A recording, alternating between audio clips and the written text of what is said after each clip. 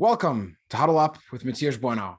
Today we have a very special guest from Moose Jaw, Saskatchewan. He's a University of Regina Rams quarterback and has become an internet sensation in the last few days after a very amazing interview that shows the great charisma and grit that comes from Moose Jaw, Saskatchewan. We have Sawyer Buettner on the show. Sawyer, thanks for coming on today, man. I really appreciate it.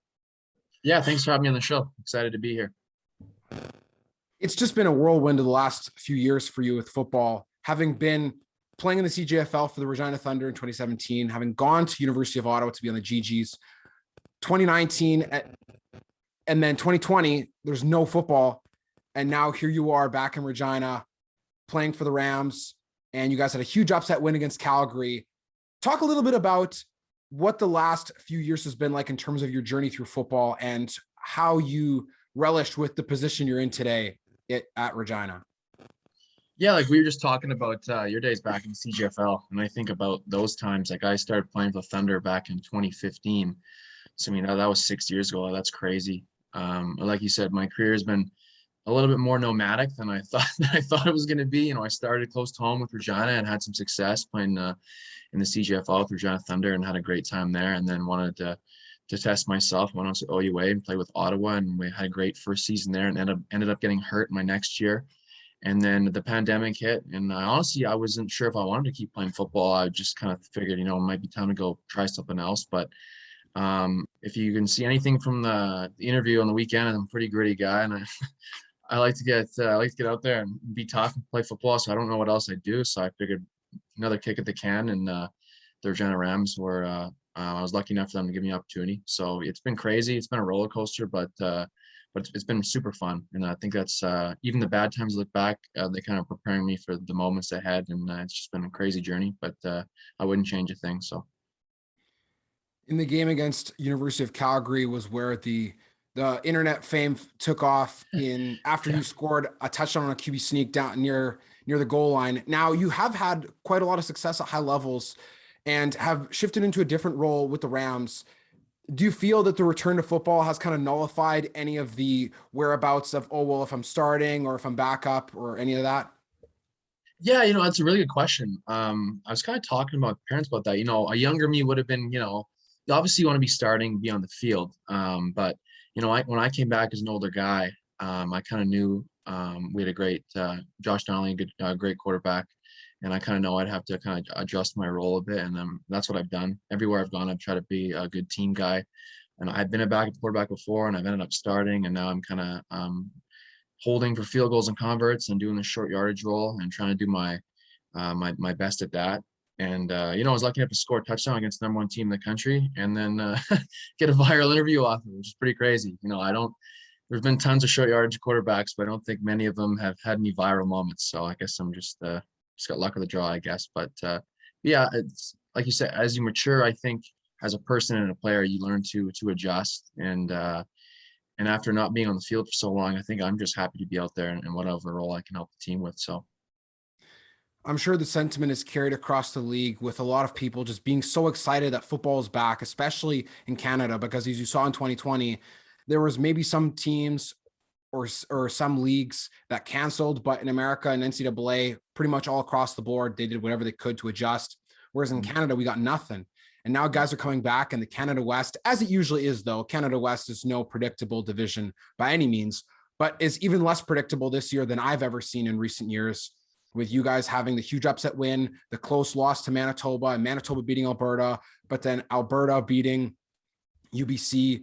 It's just been a whole topsy-turvy ordeal so far. So how have you adjusted to the role that you're in with Regina, and what do you look forward to get out of this season at least? Yeah, our coach, Coach Mark McConkey says every week, like, it's a Canada West, anybody can beat anybody. And I think, like you said, like that's been exemplified for the first few weeks. And as far as me adjusting to my role, it's just staying ready at any moment. I pride myself on that because you never know when I'm going to go into short yardage or to actually play. Because like you've seen, I think U of M, Medez has gone down. In our game, Calgary's quarterback Josiah went down. So you never know what's going to happen. You got to stay ready. And for me, that's just kind of been throughout my whole career. That's kind of been, you can call me at 3 a.m. and I'll be ready to play. It's kind of how I like to operate. So that's how I stay ready. And then when you got a great coaching staff like we do, I think it makes it a lot easier on us. We have a great game plan every week, and we just got to go out and execute it. Because if you don't, if you're not focused coming into a game, like you can get your ass kicked any week by anybody. Doesn't matter what the standings are going in. So it's you got to be ready. Are you a guy that watches a lot of football? I do. Yeah, I'm a football nerd. So actually, like, we have a game in the locker room. Like you could ask me or any quarterback, like, name a single one, and I'll tell you where I went to college. Like I played this game mostly every day on the Rams, and when I was Ottawa on the Thunder too. So that's kind of, I've been a football nerd my whole life. So And we're talking about NFL quarterbacks or CFL included? whatever one you want. Oh, really? Yeah. Okay. Jordan Lynch. Northern Illinois. Oh, wow. Okay. Because There you go. I need to get a fact checker here, pull up separate Yeah. tabs here. I can just start. That was a good one. You almost got me for a sec, but that was a good one. I definitely love sometimes digging into the obscurity of CFL quarterbacks, especially the ones like Caleb Evans comes out of nowhere and people are like, who is this guy? Or Jake Mayer. And people are like, that's ridiculous. Like, why would you not start Michael O'Connor? And then he throws for 300 yards in almost every game. It's like, oh, okay, never mind. We don't care anymore. Yeah, I'm kind of the same way. I know I do like deep Wikipedia dives at like 3 a.m. on a Thursday, just study more on quarterbacks and stuff like that. So I think I would like to kind of get into a realm of like what you do as far as podcasting and stuff. And I think what you guys have in common is a big passion of the game. And I think I have that too. So we'll see where that takes me. So. Since you're a person that knows a lot about quarterbacks, I mean, particularly the way they play in college, who are some of the quarterbacks that you looked up to a lot when you grew up watching football?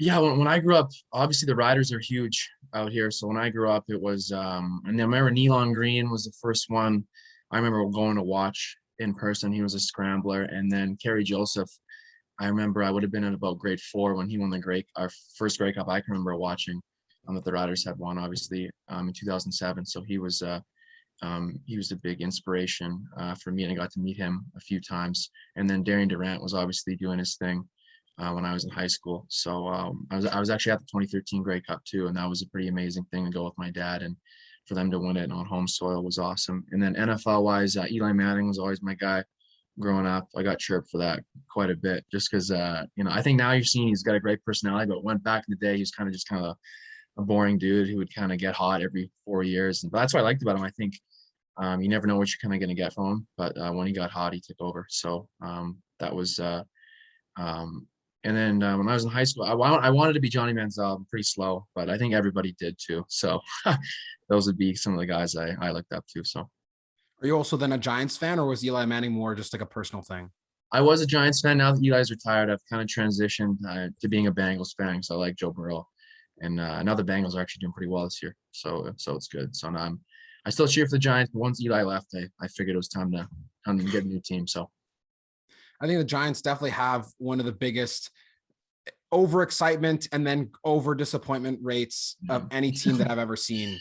Being a Jaguars fan, if you look at the parallel between New York and Jacksonville, in the last decade, both teams have only made the playoffs the same number of times, which is just insane to think about. And also both teams have only had one winning season in the last decade. The difference is the Giants can at least muster together 4, 5, 6, maybe 7 wins, and the Jags just tank for the first pick almost every year.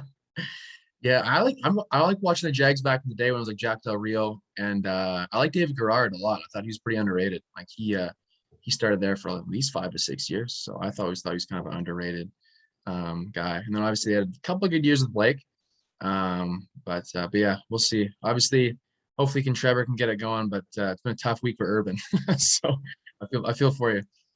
I feel like you could be the Canadian version of Gardner Minshew just based on the style of play, having the facial hair, like maybe not as much of a distinct mustache as he did, but definitely having that like he's from Mississippi, being that like gritty kind of guy, under the radar underdog story. Like it almost seemed like there's a few parallels there with, being a gritty person from a small rural town, but just becoming a sensation from just a great wide character of personality.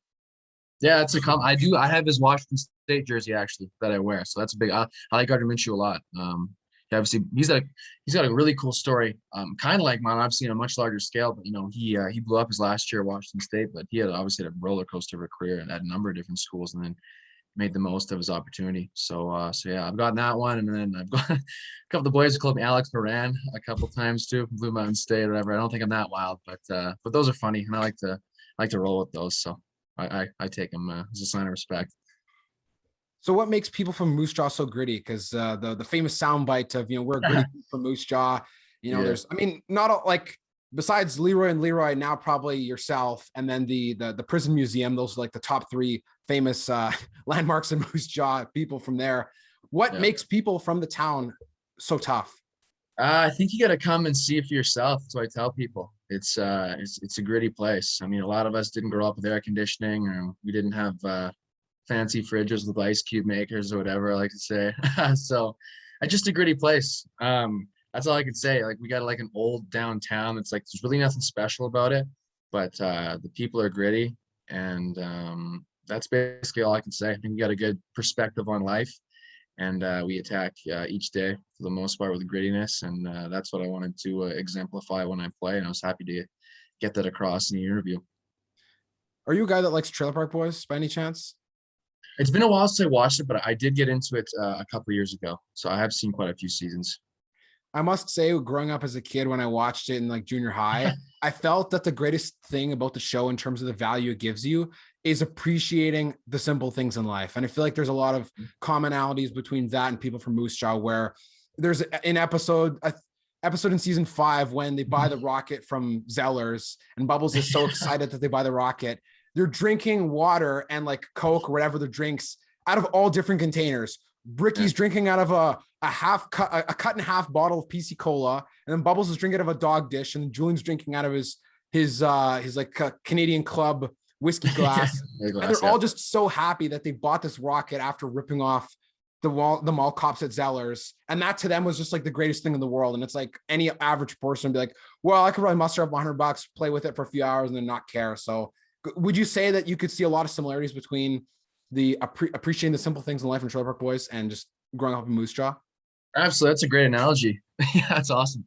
For sure. Like, I'm thinking back to like teams I've been on. I remember we with the Thunder, we played an exhibition game on a grass field in Lloyd, and a bunch of the Regina guys like, oh, how can we play on grass? And I was like, man, that's what we grew up in, playing on grass. Like, my high school team, we literally practiced on a football field that was half a baseball field. The train tracks right beside it, and it wasn't a big thing. That's just all we knew. And same thing, like, I went out to Ottawa and we kind of fancy jerseys, and some guys complain about we need new jerseys. I'm like, man, like, I'm just happy with whatever I get. I mean, I wore a Zenith helmet for like half my career. So I got made fun of that, but I was like, I really don't care. I wore New Balance cleats out of Ottawa and got chirped every day. But no, I don't really care about the whole swag factor thing. I mean, to each their own, but that is a good analogy, because, you just appreciate what you have.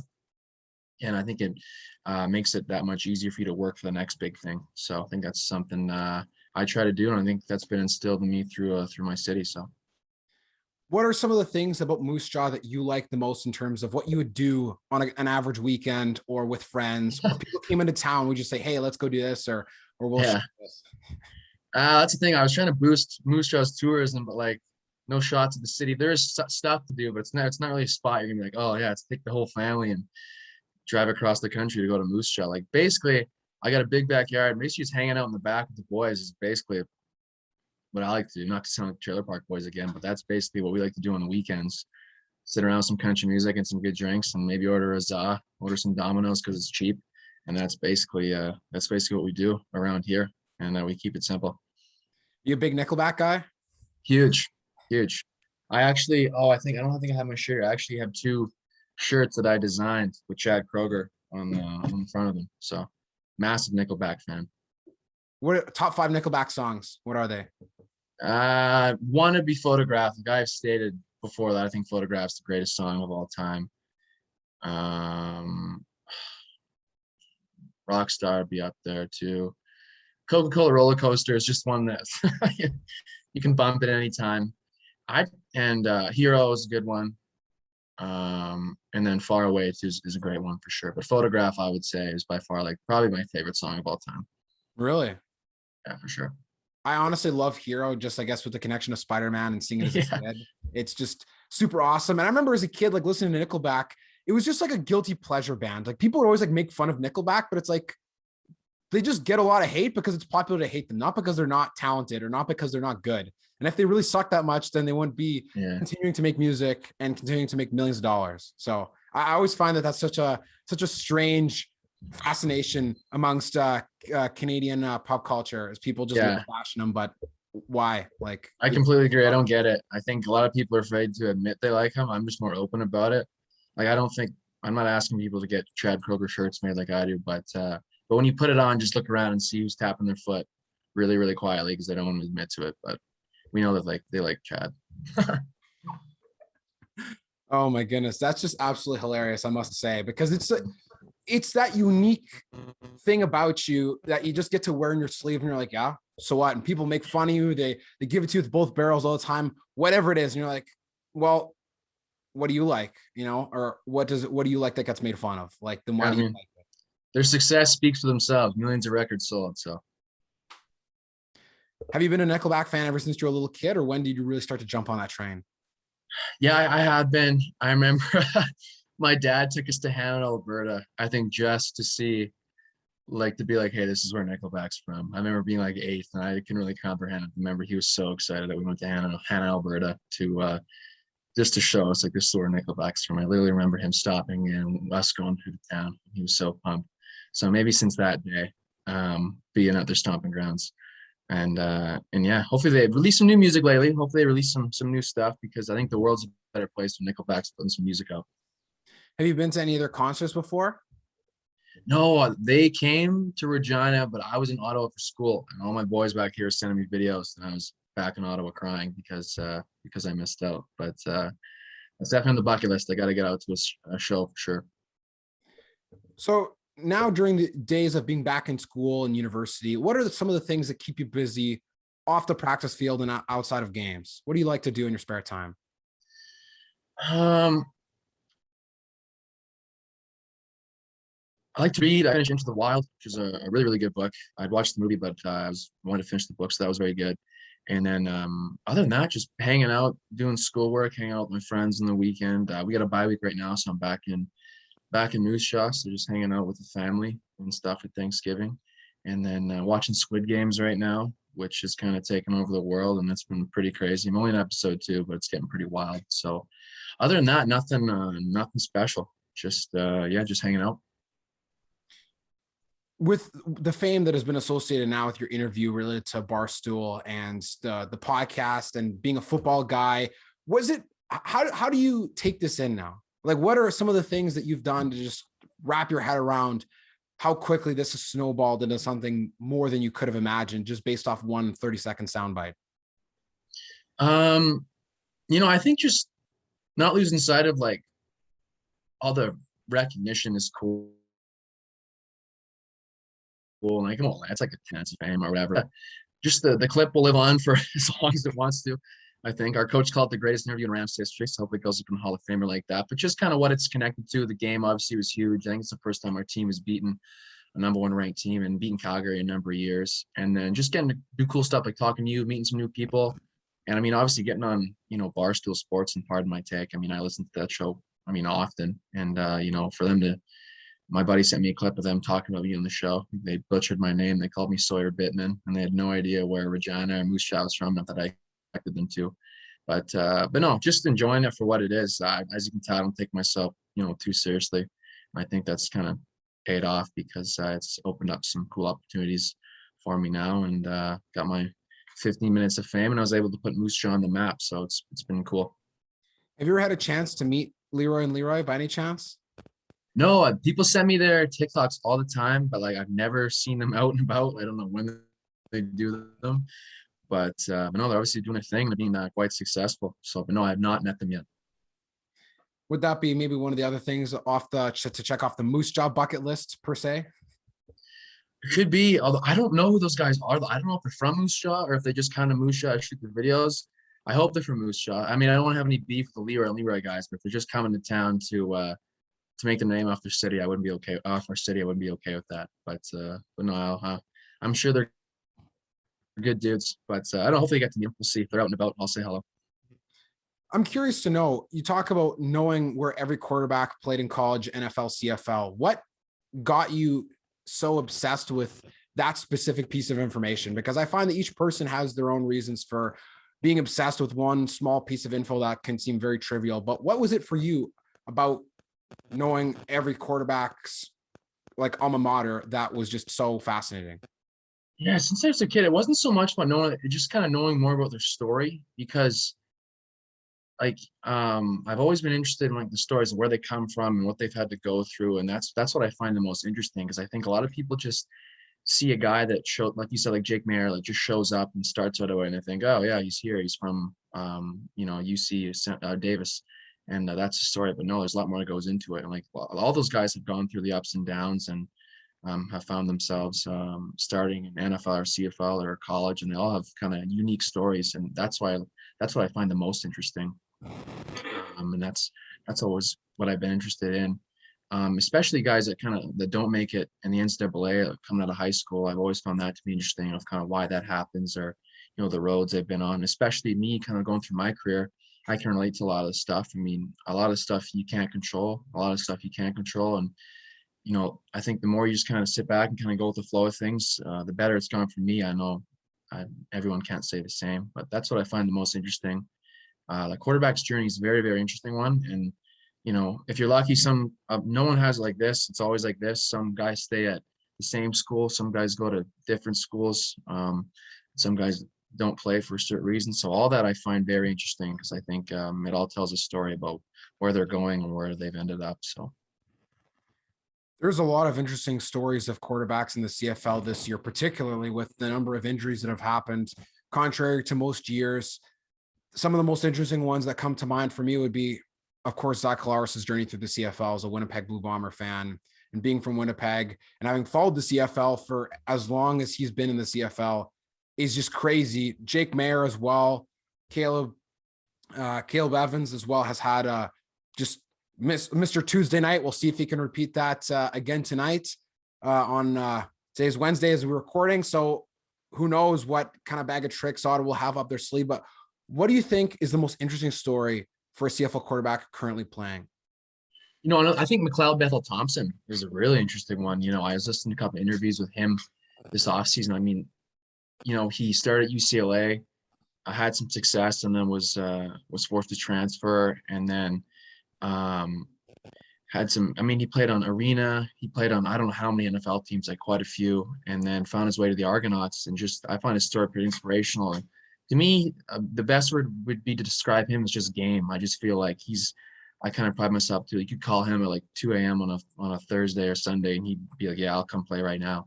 And I think he's kind of showed that, because every time he's got to get on the field, he's been successful. So he's a guy that I cheer for. Like you say, there's so many interesting stories, and I think if fans just dig a little bit deeper, that they can kind of find those things, because there's a lot of interesting stories like that in CFL. That's what makes the league kind of what it is, I believe. So I've always been of the belief that McLeod Bethel-Thompson is a parallel to Ryan Fitzpatrick, to be honest. Like the comparison to me is just so uncanny. Like I call him the CFL Fitzmagic, because he's got that gamer style. He's at his best when he's coming from behind or an underdog, or wasn't named the starter originally. Obviously looks a lot like him with the beard, wearing a number on his jersey that ends in 4. The team being so, some years are good, some years are not good. And maybe there's not a bunch of comparisons between CFL and NFL quarterbacks, but that's the one I find that is the most similar in terms of how guys play, where they've come from, being on tons and tons of teams, and then finally finding success, and then coincidentally having a huge beard that sticks out on TV. Yeah, that's a great comparison. I like watching, like you said, you could literally, if you just kind of blanked out the scoreboard or score clock when they play, you really wouldn't be able to tell if they're winning or losing. They're just playing their asses off all the time. That's something that I try to do as well. So those are definitely two guys I look up to. So you've obviously been a Rider fan for as long as you've been a human being. So what are some of your favorite memories watching Rider games that are not 2007 and 2013 Grey Cup? Because those would obviously be number 1 and 2, especially for a team that's won half of their Grey Cups in your lifetime, and they've been around forever and ever and ever. Yeah, one of my earliest memories, I don't know where a game was. I remember we were playing, I think it was Hamilton. This is way back when I was like 7 or 8. I remember Corey Holmes, who was he took like the opening kickoff, and it was one of those times I was there with my dad being like, wow, like this is football, something I'm really, really could get into at a young age. I remember that's one of my earliest memories. And then the 2007 Labor Day Classic, when Kerry Joseph did the quarterback draw with no time left on the clock. I was at that game, and I remember that being electric moments. But I also remember some heartbreak moments. Like I remember watching the '09 Grey Cup when we had the 13th man and just like laying on the floor literally for like 15 minutes, just like in so much pain. It's still painful to talk about to this day. So, but that's like the Riders, lots of heartbreak, but lots of glorious moments, and that's what makes sports what it is. So, but tons of good memories watching the Riders for sure. Did you find that 2010 was super heartbreaking to watch as well? Or was it like, well, after we went through 2009, nothing can get much worse than this? Yeah, I remember we had the ball back. I think we were down like 8. I think Darren got the ball back, and he ended up. Remember, he scrambled and he's trying to throw the ball, and I think it was Billy Carter that picked him off, number 17. I don't know why I remember that, but I think that's what happened. And I remember just getting the exact same feeling as '09, and being like, damn, because they played so well to get back to that moment and to lose to the same team was really, really, really tough. But that's what made 2013, I think, even sweeter for the whole province. So it was awesome.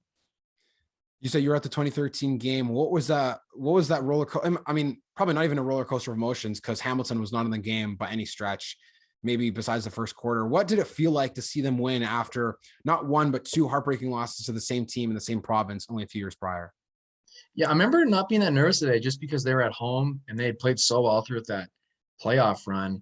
And then just some plays, like remember when Darian fumbled the ball up in the air and it went directly to Corey Sheets for like 30 yards. It was just kind of a sign that this is going to be the day for the boys, and it was. Man, it was amazing. It was awesome. Levi Steinhauer, a fellow Moose Jaw guy, was a long snapper on that team, so it was awesome seeing him up there putting the cup above his head and being able to celebrate that. It was like basically like you're celebrating with your whole big family there. Like besides like Tom Hanks, I thought he was like the only guy rocking a, and Martin Short. They're only kind of the two Hamilton fans I remember even being there. The rest was green, so it was awesome. I knew that Tom Hanks was at the Grey Cup in 2013, but I didn't know that he was there to support Hamilton. That's Well, kind he's of there. You remember he's there with Martin Short, and they're like literally sitting like not in good seats. Like they showed him on jumbotron, and Tom Hanks, because Martin Short's a Hamilton guy, so Tom Hanks had a Hamilton toque on, and they put the jumbotron on him, and he took off the toque and put on the Riders toque. So I thought that was awesome because everybody loves Tom Hanks. If you don't like Tom Hanks, then Tom Hanks and Chad Kroger, those are the two best dudes in the world, I think. So book it right there. Tom Hanks, Chad Kroger. You can't go wrong with those guys. yeah. Seriously, like Tom Hanks would be like, the actor version, of Chad, and especially to see them at the big game. I've seen a clip from Rod Peterson's show where he's interviewing Dave Randorf, and Dave was talking about almost getting a selfie with Tom Hanks at the Grey Cup. Weren't able to quite execute it in time before it had to go, but just the amount of fanfare there was for a guy like Tom Hanks showing up to the Grey Cup. First of all, that's still crazy, and the second of all is the fact that it was at Old Mosaic in Regina to watch the Riders win the Grey Cup at home, the first time that they'd ever done it in their history, and probably the only time that they ever could have done it in that exact stadium. So just a super special moment overall.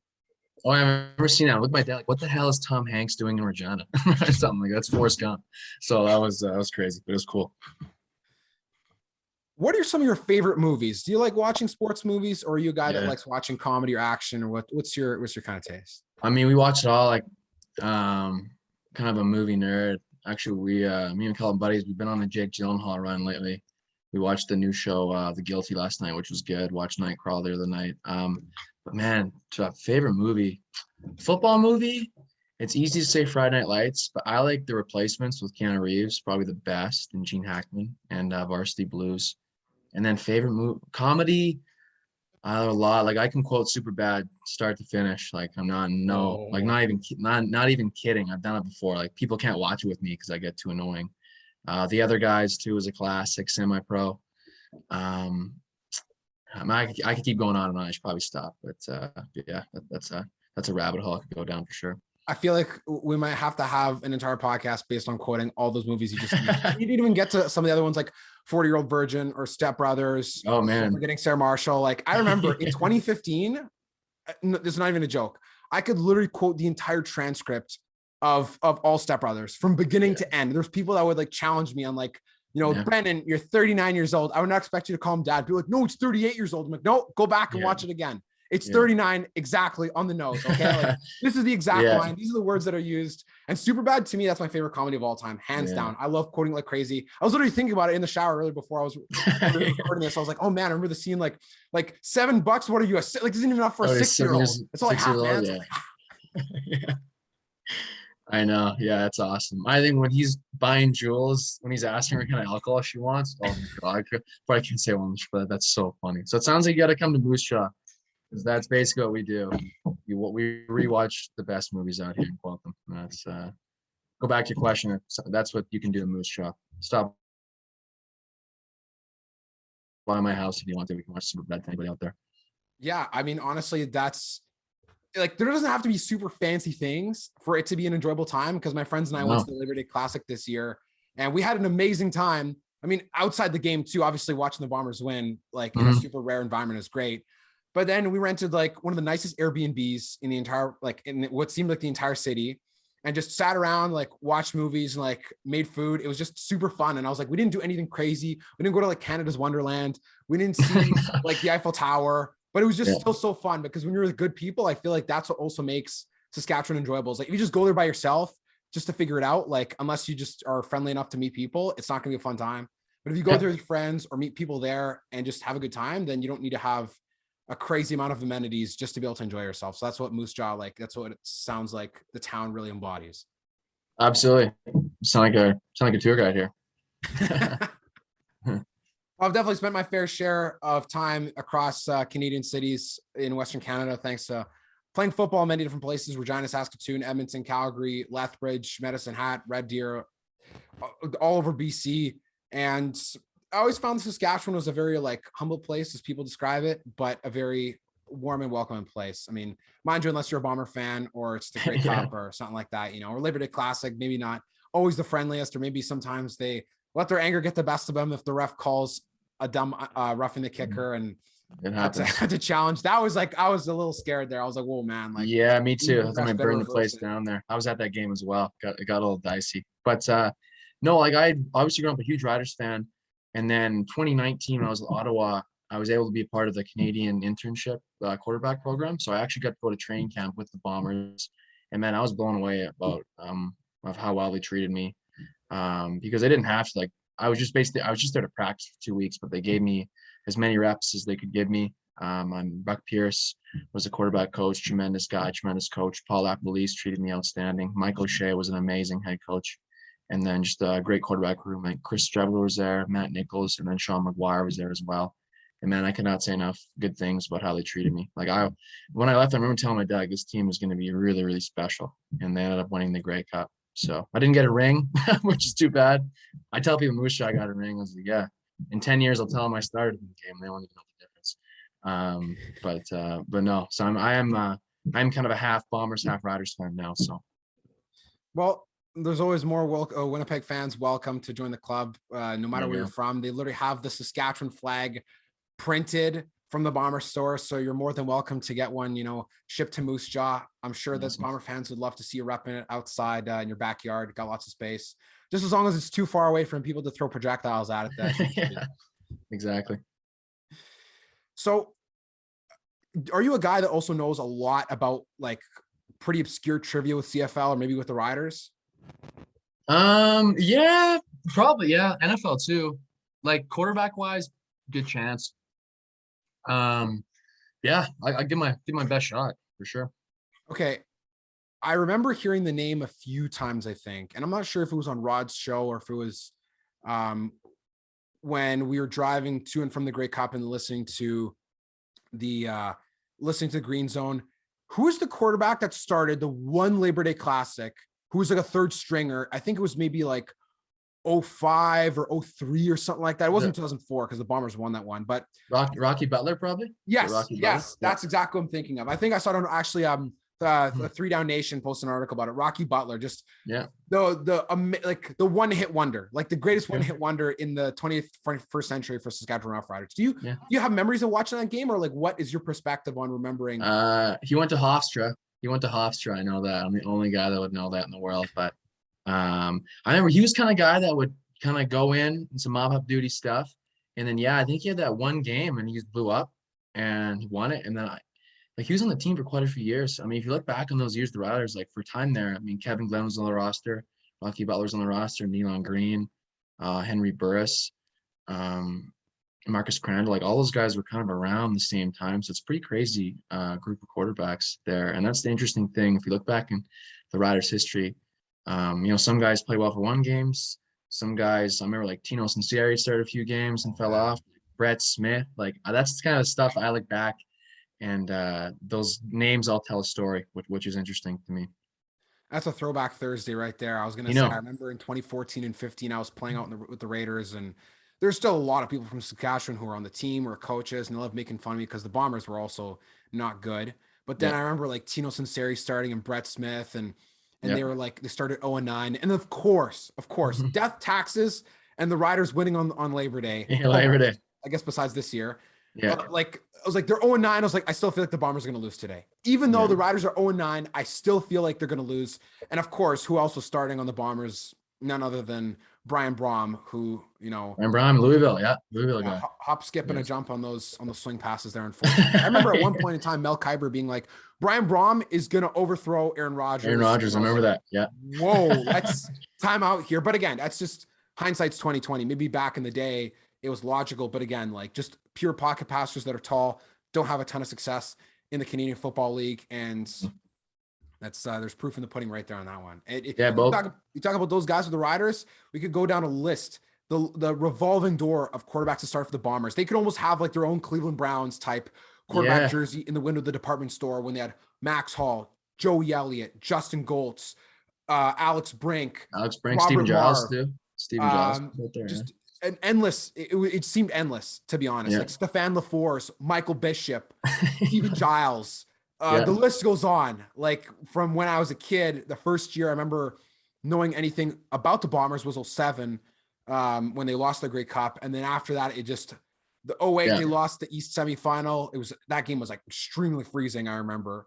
And then after that, just it fell off a cliff, and it was just quarterback after quarterback after quarterback. And I remember thinking, like, when is this going to change? And then once Drew Willie was yanked against Calgary in 2016, and Matt Nichols came in, he honestly saved the franchise. He doesn't come in, then the Bombers are still probably in the Yeah, he's a guy. Obviously, he's had a kind of a tough year this year with his shoulder and everything. But I don't think he got enough, and I don't think he ever got enough respect for what he did for the Bombers, because, like you said, he brought a lot of stability to the team when they needed it. So, yeah.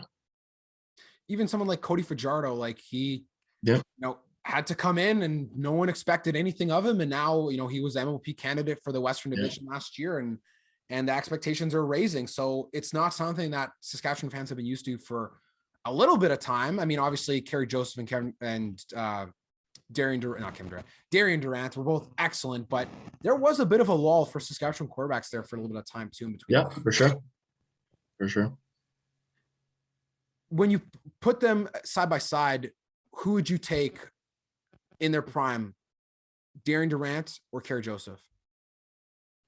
Oh man, that's a tough one. Probably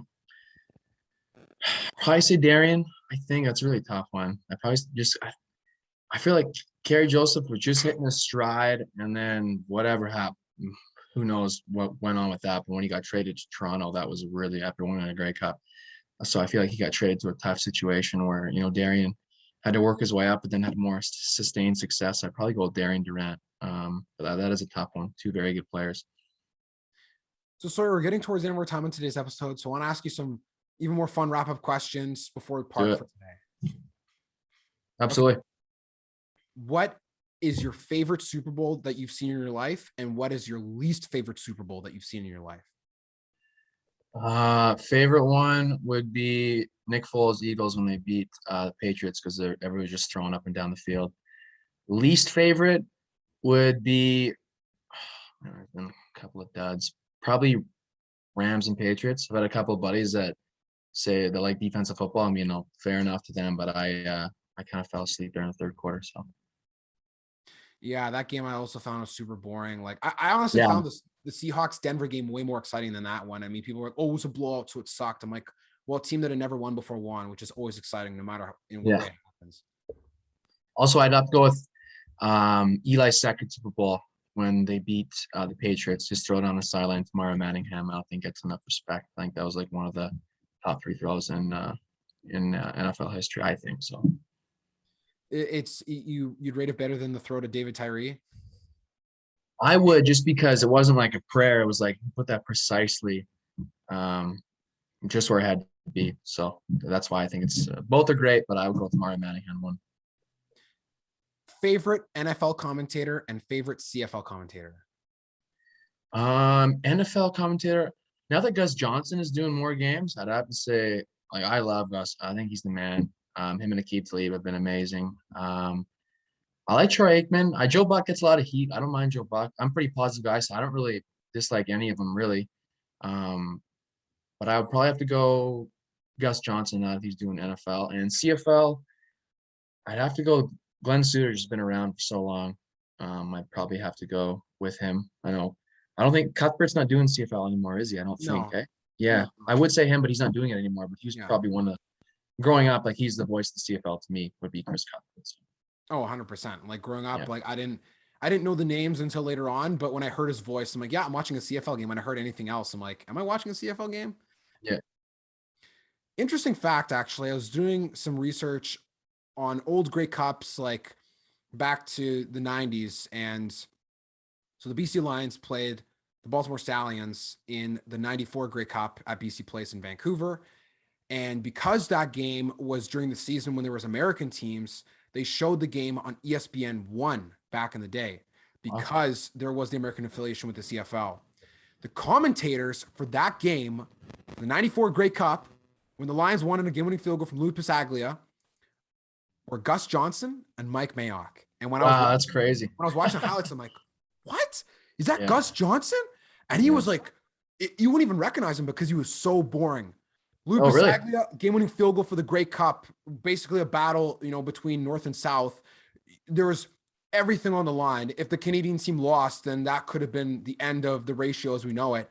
Yeah. And then he hits it from 37, and then Gus Johnson goes like, the BC Lions are the 1994 Grey Cup champions. So you talk about Joe Buck, someone gets a lot of heat. Yeah. I get if you give him a lot of heat for maybe that like mid to late 2000s, but all the Joe Buck's worst calls only come from that amount of time. Some of his best come from more recently. So maybe like Peyton Manning was roasting him about not knowing cover 2 or zone or whatever. I mean, neither do I, but it doesn't matter. I like the sound of Joe Buck's voice better than I do most commentators. So that's the thing that matters to me more. And the fact that Gus Johnson was like, oh, whatever, who cares about a football game, is just so backwards to how he is now. As a Jaguars fan, I remember watching Jamal Agnew's kick 6 a few weeks ago. Yeah. He was going crazy. And the only reason why you couldn't hear him is because the stadium was going bonkers. But yeah, he's probably the most animated NFL announcer I've ever seen in my entire life. Like, it's just, especially him with like the Stokely sideline, catch him. Wow. And then of course the David Garrard Hail Mary is, to me, Gus Johnson's most iconic. Against the Texans, I remember that one. Him and Joel Klatt, they do Fox college football on Saturdays. I don't miss those games because those guys are really good. So, do you have a favorite college football team, by the way? Again, I'm a football nerd, so I don't really cheer for a certain team. I do like throwing the ball out, so wherever Mike Leach goes, I do kind of cheer for them. So I was a Wazoo fan. Now I'm with Mississippi State. He's kind of got them going this year. They're middle of the pack, as they probably will be, but I like Auburn, and I like Texas. We'll see if they can beat Oklahoma this year. I hope so. And I like Michigan too. So, and they're having a good year, but the real test always comes when they play Ohio State. So we'll see what happens. But those are kind of the teams. I kind of got a handful of teams. I try to watch all the games anyway. So, who, in your opinion, is the best college quarterback of all time, just based on what they did in college, not the NFL or CFL? Yes. Shoot. I mean, Johnny Manziel didn't win an NCAA championship, but as far as like carrying his team, putting his team on his back, and I just remember personally like watching his games on CBS every Saturday afternoon. I mean, those would be amazing. You have to put Tim Tebow up there. As a whole career, you probably have to go Tim Tebow, I'd say. I guess, as far as like stats, wins, and national championships. So I'd probably have to go with Tim. I mean, you can't really argue that much against that, considering what he did in Yeah. college. Maybe not his turnstile block for the Jaguars in the preseason this season, Yeah. but definitely I got to know. give people a lot of respect for what he did with Florida. It was pretty Yeah. outstanding. Sure. And the last question I have for you is, who is your favorite actor and why are they Mm. your favorite actor? Oh man, it's a tough one. I'd probably say, oh shoot, I don't want to just rattle off like 8 names, but classic. I probably have to say John Bernthal and Tom Hardy, and I'll put Brad Pitt up there too. Those three dudes. I just think like they can do any role. And um, getting back to grittiness, I just like John Bernthal as the Punisher. Like that gets me fired up watching him do his thing on there. And then Tom Hardy, I think like he's amazing. Like even like Venom wasn't the greatest movie, but he can like I feel like he can just elevate a bad movie to make it watchable or make it good. And there's really nothing he can't do. And I mean Brad Pitt's just the man too. Like Fight Club's getting back. Fight Club's probably one of my favorite movies as well. So those are three of my favorite actors. Well, with that, Sawyer, I want to thank you for having been on today's episode. It was a great pleasure to talk about movies, football, being a football nerd, different things related to, the obscurities of quarterbacks.